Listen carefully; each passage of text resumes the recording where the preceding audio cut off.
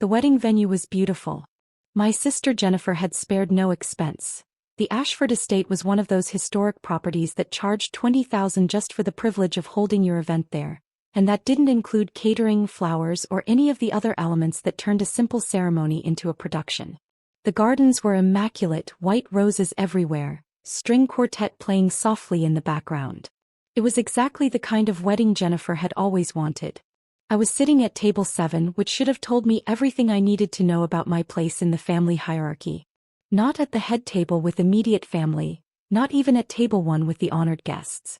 Table 7 near the back with my cousin Marcus, who everyone avoided because he talked too much about cryptocurrency, and my Aunt Helen, who'd been divorced 3 times and liked to tell people about each marriage in excruciating detail. Sarah.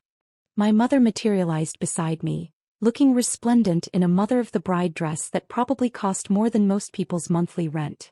Patricia Williams had always known how to make an entrance. There you are. We've been looking for you. Jennifer wants all the family together for photos. I'll be right there, Mom. And please try to smile naturally. You always look so stiff in photos. She glanced at my dress, a simple navy blue sheath that I'd bought off the rack at Nordstrom. That's what you're wearing? Yes. It's very plain. I told you this was a formal wedding. Jennifer specifically requested that everyone dress up. This is dressed up, Mom. She sighed, the kind of sigh that conveyed deep disappointment without actually saying the words. Well, come on then. And maybe borrow some jewelry from someone? You look so bare. I followed her to where the photographer had set up an elaborate backdrop of flowers. Jennifer was there in her wedding dress, a confection of white silk and lace that had required 6 fittings and cost $40,000. Her husband Derek stood beside her, looking vaguely uncomfortable in his tuxedo. Finally, Jennifer said when she saw me. We've been waiting for 20 minutes. The photographer charges by the hour, Sarah. Sorry. I was at my assigned table. You're assigned. Oh my God, did Mom put you at table 7? She laughed, the sound sharp and brittle. That's perfect. Table 7 is where we put people we had to invite but don't really want to talk to.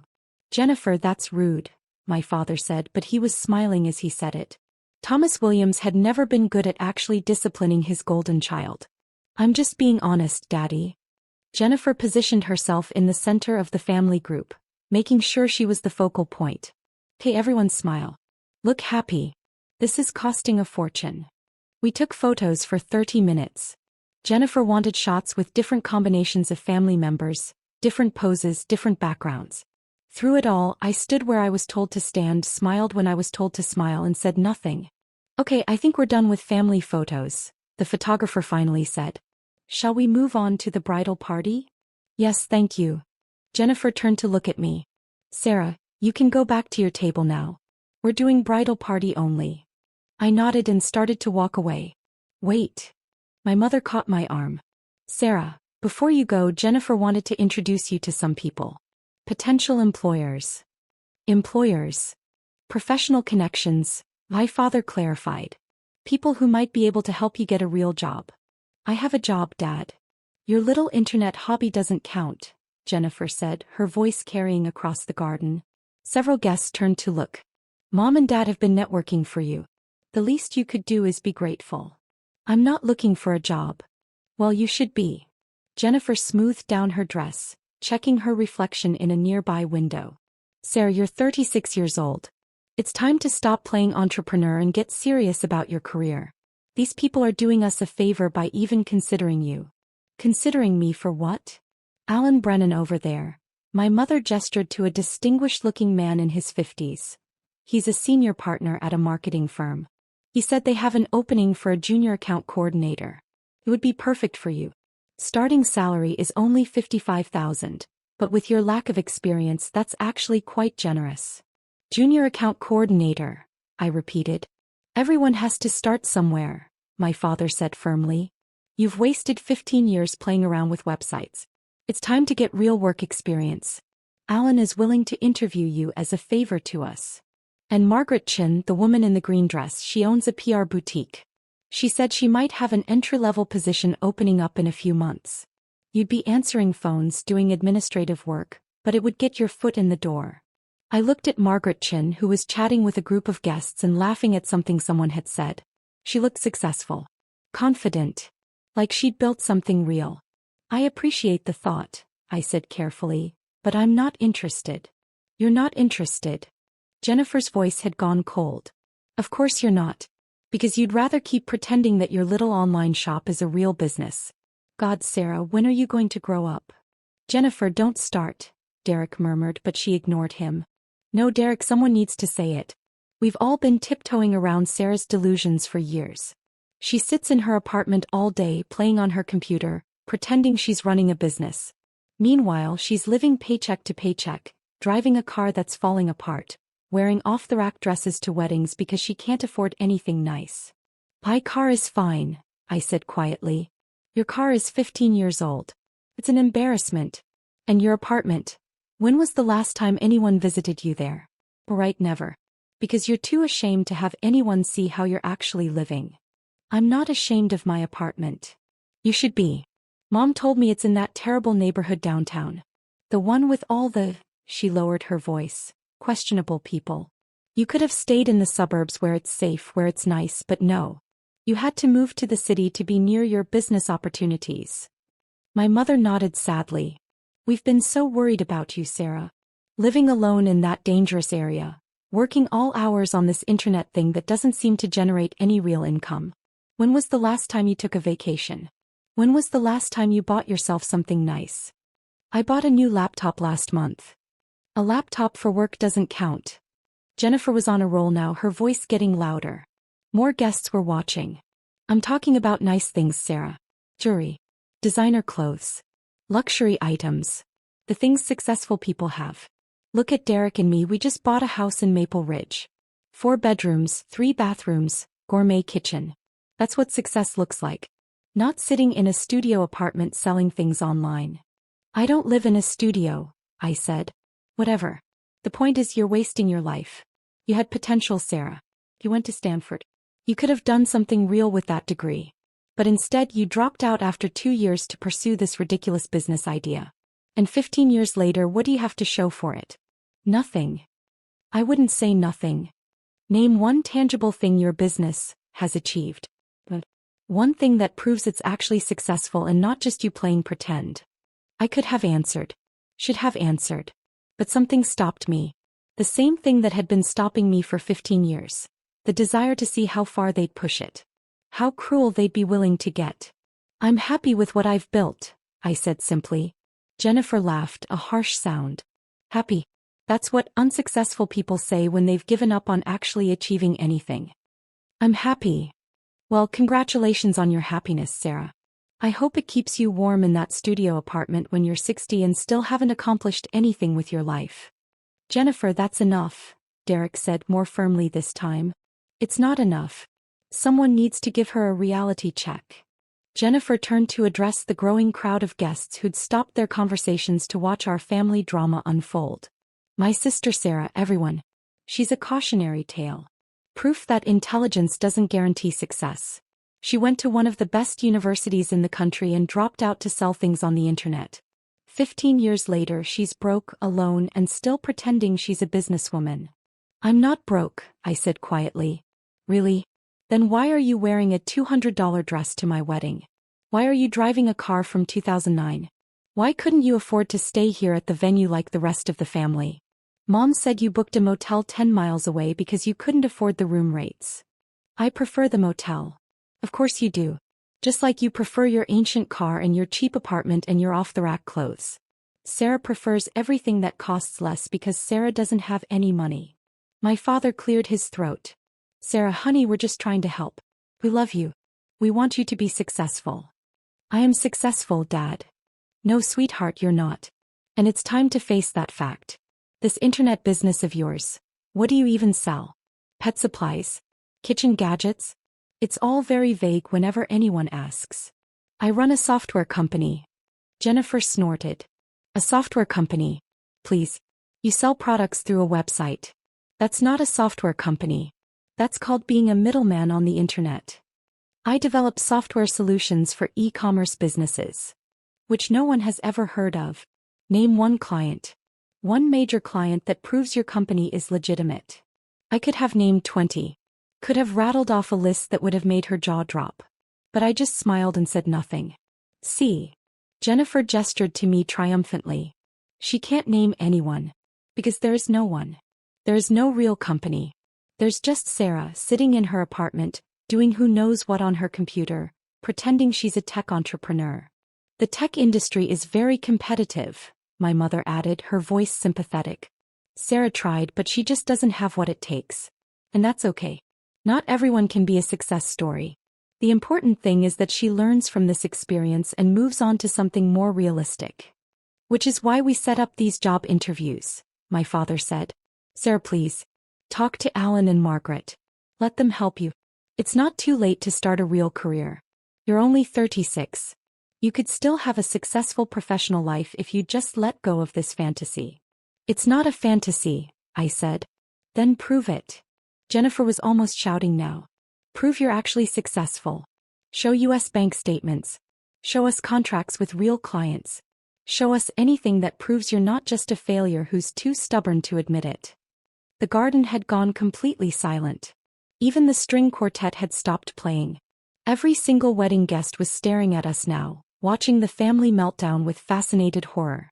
Derek put his hand on Jennifer's arm. Jen, maybe we should. No. She shook him off. I'm tired of pretending everything is fine. I'm tired of making excuses for her to our friends. Oh, Sarah couldn't make it to dinner because she's working. Oh, Sarah can't contribute to Mom's birthday gift because money's tight. Oh, Sarah can't dress nicely because she spent all her money on her business. I'm done. I'm done covering for her failures. I never asked you to cover for me, I said quietly. You didn't have to ask. That's what family does. We protect each other. We make excuses for each other. But I'm done, Sarah. I'm done pretending you're not an embarrassment. The word hung in the air like smoke. My mother gasped. Jennifer. That's too far. It's not too far enough. Look at her, Mom. Look at what she's wearing. Look at her life. She's an embarrassment to this entire family. We have all these successful people here. Derek's colleagues, my friends from work, Dad's business associates. And they all know that you have a daughter who's a failure. They all know about Sarah and her sad little internet shop that never made anything of itself. I think maybe everyone should take a breath, a voice said from behind me. I turned to see Alan Brennan, the marketing executive my mother had wanted me to meet. He was looking at Jennifer with an expression of deep discomfort. This is a wedding, he continued. Perhaps family disagreements should be handled privately? With all due respect, Alan, this is a private family matter, my father said stiffly. It's not very private anymore, Alan gestured to the 100 guests who were all watching. And I'm not sure I feel comfortable with how this young woman is being spoken to. Sarah is fine, my mother said quickly. We're just having a frank discussion about her future. As her parents, that's our right. It doesn't sound like a discussion. It sounds like an attack. We're trying to help her, Jennifer snapped. She needs tough love. She's been coddled for too long. By whom? Margaret Chin had joined the conversation now, her green dress bright in the afternoon sun. Because from where I'm standing, it looks like she's been doing this alone for 15 years with no support from any of you. You don't understand the situation, my mother said. I understand a family publicly humiliating one of their own at a wedding, Margaret said coolly. That much is very clear. Margaret, please, my father tried. This doesn't concern you. Actually, it does. Because you just told everyone here that I'm supposed to interview Sarah for an entry-level position at my company. Answering phones. Administrative work. Margaret looked at me properly for the first time. Sarah Williams. I didn't make the connection until just now. You're the Sarah Williams. I said nothing. The Sarah Williams who founded Nexus Solutions? The software platform that's revolutionizing e-commerce analytics. The garden seemed to hold its breath. I don't know what you're talking about, my mother said. Nexus Solutions, Margaret repeated louder now. One of the fastest-growing software companies in the tech industry. They provide enterprise solutions for major retailers. Last I heard they were valued at over $7 billion. Jennifer laughed uncertainly. That can't be right. Sarah doesn't. Sarah Williams, Stanford dropout, founded Nexus 15 years ago. Margaret continued. She had her phone out now, pulling up information. Started in a studio apartment in downtown Seattle. Bootstrapped the entire operation. Grew it from nothing to a multi-billion-dollar enterprise. Forbes did a profile on her last year. Called her one of the most successful female tech entrepreneurs in the country. That's impossible, my father said flatly. Is it? Margaret looked at me. You're that Sarah Williams, aren't you? Before I could answer, someone gasped. I turned to see several guests looking at their phones, then at me, then at their phones again. Oh my God, someone said. Turn on the TV. The venue had a large television mounted in the bar area, usually kept off during events. But someone had turned it on and it was tuned to CNBC, the financial news network that covered major market movements and corporate developments. The screen showed a breaking news banner. Major tech acquisition announced. And below that, in smaller text, Nexus Solutions valued at $7.2 billion in pending acquisition deal. The reporter was speaking. Stunning development in the tech world today. Nexus Solutions, the enterprise software company founded by tech entrepreneur Sarah Williams, has announced it's being acquired by Amazon for $7.2 billion in cash and stock. This represents one of the largest tech acquisitions of the year. Williams, who founded Nexus 15 years ago and has maintained a remarkably low profile despite her company's success, will reportedly remain as CEO of the division post-acquisition. Sources close to the deal suggest Williams' personal net worth could exceed $3 billion after the acquisition closes. The reporter continued talking, but I couldn't hear over the sound of my mother's sharp intake of breath. Every single person in the garden was staring at me now. Not with contempt or pity. With shock. With awe. With the dawning realization that they'd been at a wedding where the supposed family failure had just been revealed to be worth $3 billion. Sarah, my father said weakly. Is that you? Yes. But you said you sold things online. No. You said I sold things online. I said I ran a software company. You didn't believe me. Jennifer had gone completely white. $7 billion? $7.2 billion is the acquisition price. My personal stake is about 40%, so roughly $3 billion, yes. Though the exact number depends on how the stock portion is valued at closing. $3 billion. My mother repeated as if saying it might make sense. Give or take. But you live in a studio apartment. I live in a penthouse downtown. I've lived there for 8 years. It's 3,500 square feet with floor-to-ceiling windows overlooking the bay. You've never visited me, so you wouldn't know that. And your car. My car is a 2009 Honda because I like it and it's reliable and I don't care about driving something flashy. I also own a Tesla and a Range Rover, but I prefer the Honda for daily use. This can't be happening, Jennifer whispered. The dress. My mother gestured weakly at my outfit. The dress cost $200 because I don't think spending thousands of dollars on clothes is a smart use of money. I have plenty of expensive clothes. I just don't enjoy wearing them. Alan Brennan cleared his throat. So, I'm guessing you're not interested in that junior account coordinator position? No, but thank you for the offer. Margaret Chin was smiling now, a genuine smile. And I'm guessing you won't be answering phones at my PR boutique? Probably not. Good. Because that would have been a terrible waste of your talents. She extended her hand. It's an honor to meet you, Ms. Williams. I've been following Nexus Solutions for years. What you've built is extraordinary. I shook her hand. Thank you. I appreciate that. The television was still going, now showing a photo of me from the Forbes article Margaret had mentioned. It was a professional headshot taken in my office with the Seattle skyline behind me. I was smiling in the photo, looking confident and successful and nothing like the failure my family had been describing. In a rare interview last year, the reporter was saying, Williams discussed her philosophy of staying out of the public eye despite her massive success. I don't need the attention, she said. I just want to build good software and solve real problems for clients. Everything else is noise. The reporter continued. Nexus Solutions currently employs over 3,000 people across 12 offices worldwide. The company's software platform is used by major retailers including Walmart, Target and Home Depot, as well as countless smaller e-commerce businesses. Industry analysts suggest the Amazon acquisition could value Nexus technology at an even higher premium once integration is complete. Derek had his phone out, scrolling frantically. It's true. It's all true. Sarah Williams, founder and CEO of Nexus Solutions. Stanford dropout who built one of the most successful enterprise software companies in the industry. There are articles going back years. How did we not know about this? Because you never asked, I said simply. Because you decided who I was and what I'd accomplished and you never questioned those assumptions. But you never told us, my mother protested. You never said you were successful. I tried. Many times. Remember when I invited everyone to Nexus's 5th anniversary party? The one at that nice hotel downtown? Dad said he wasn't going to waste an evening celebrating my little internet hobby. Remember when I wanted to talk about the company at Christmas 3 years ago? Jennifer told me to stop boring everyone with my business talk.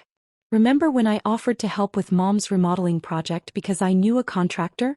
You said you didn't want charity from someone who was barely scraping by.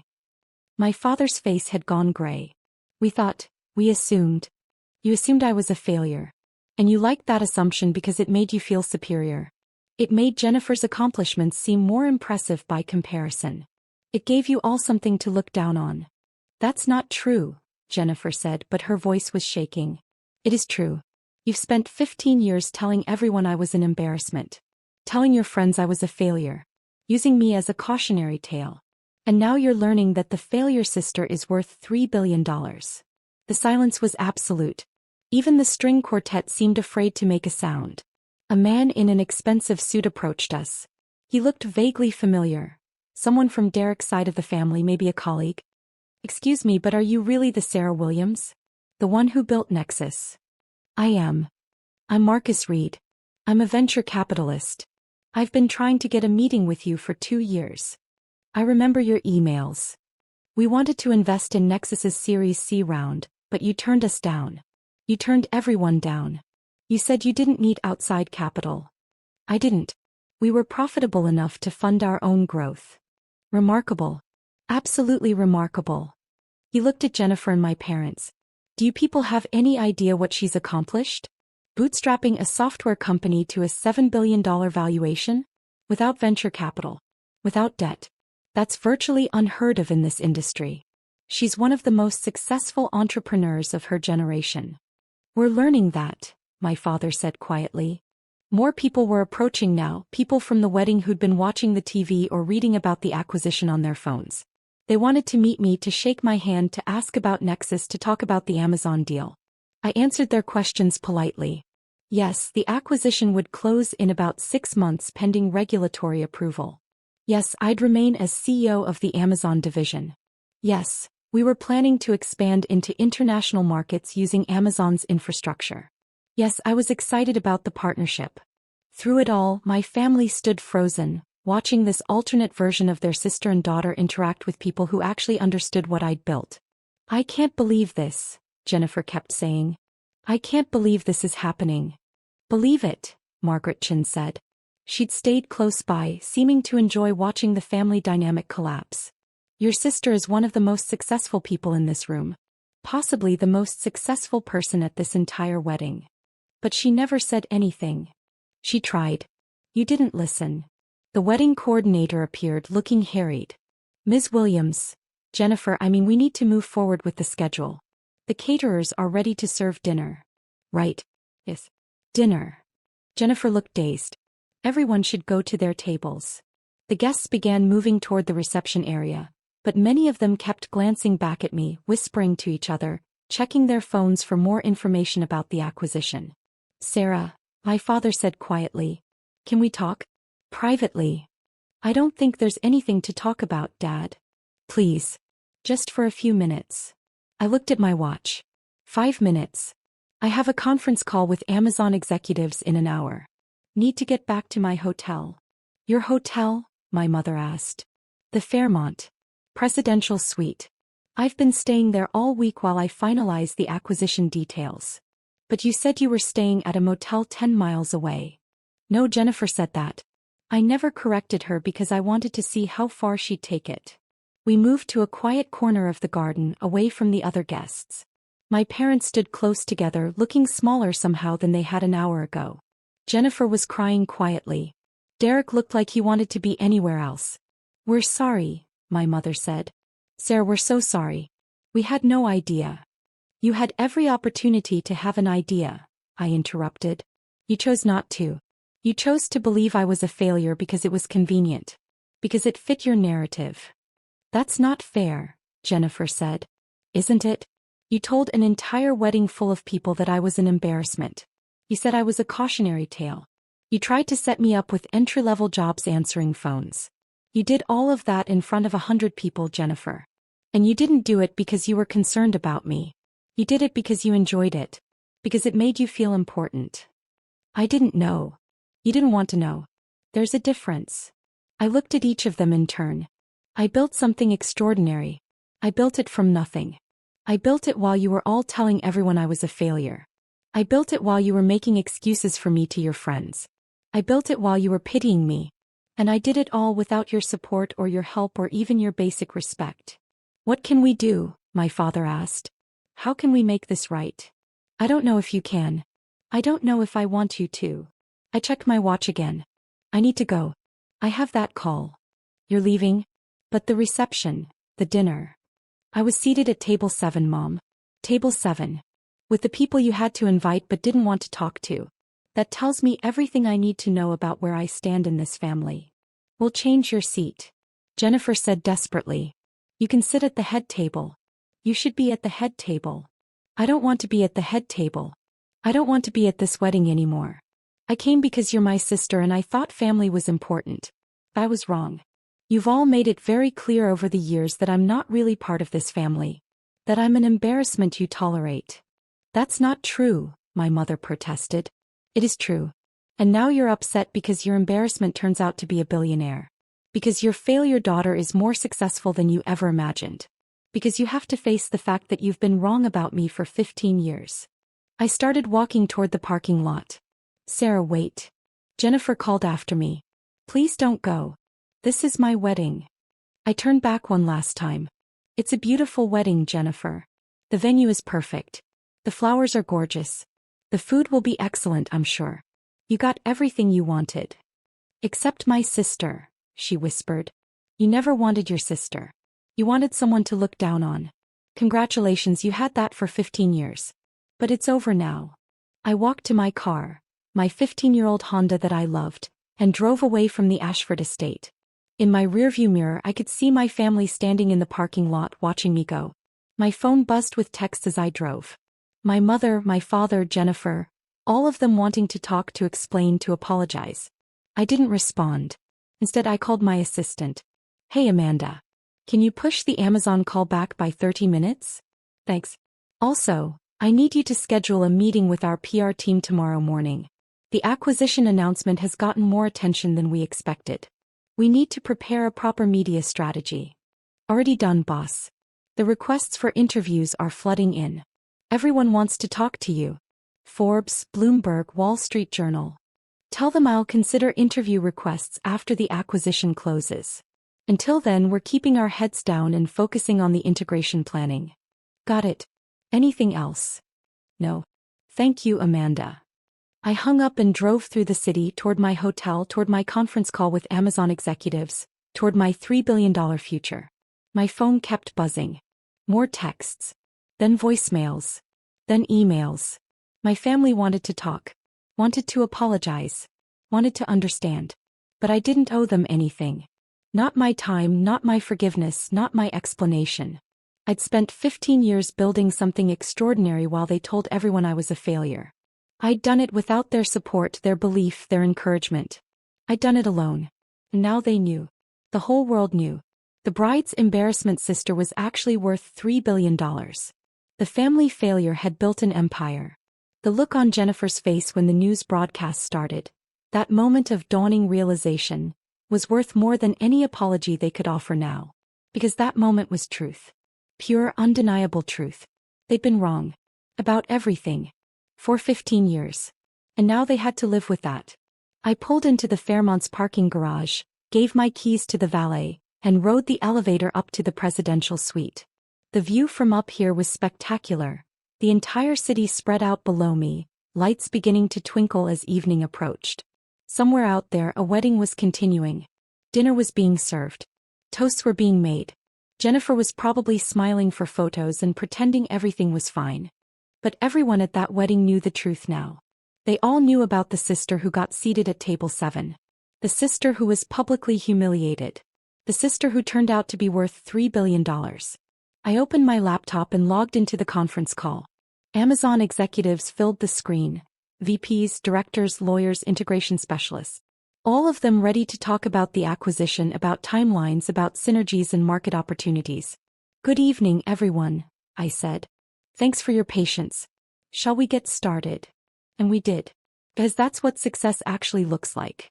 Not perfect families or supportive parents or sisters who celebrate your achievements.